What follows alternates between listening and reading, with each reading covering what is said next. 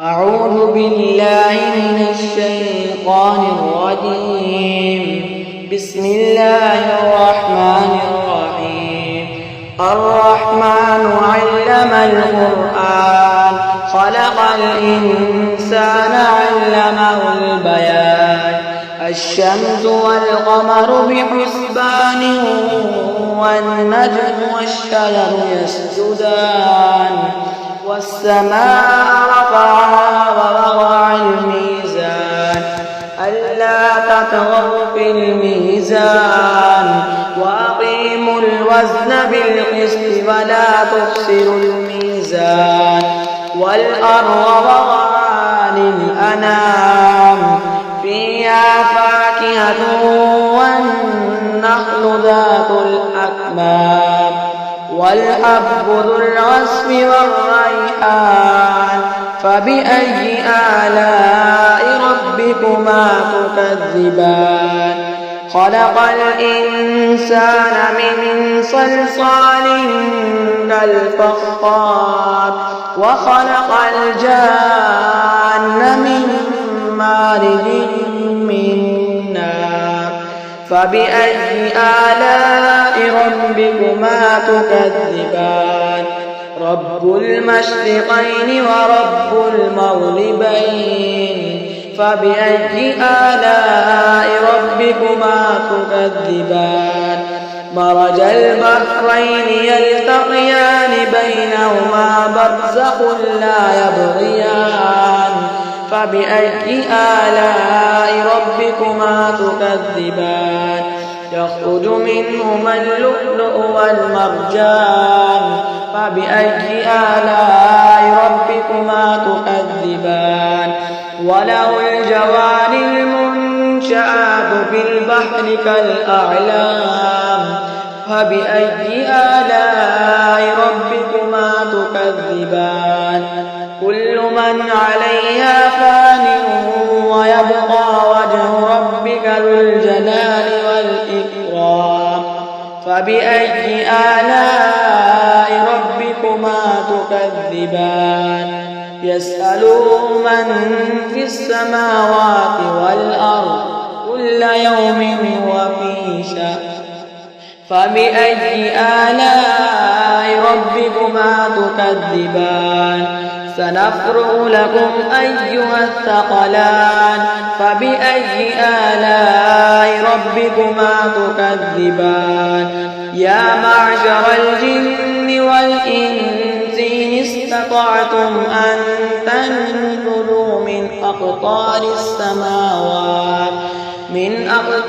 السماوات والأرض فانفذوا لا تنفذون إلا بسلطان فبأي آلاء ربكما تكذبان.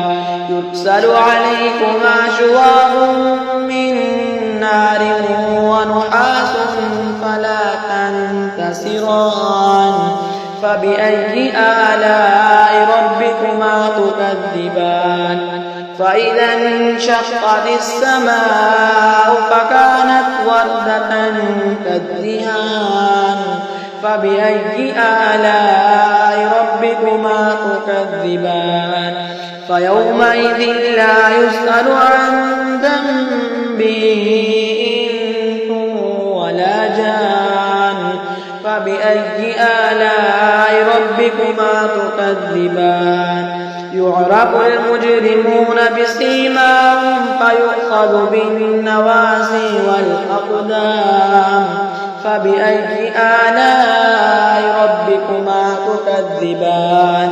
هذه جهنم التي يكذب بها المجرمون يطوفون بينها وبين حميم آن فبأي آلاء ربكما تكذبان. ولمن خاف مقام ربه جنتان فبأي آلاء ربكما تكذبان. ذواتا أفنان فبأي آلاء ربكما تكذبان.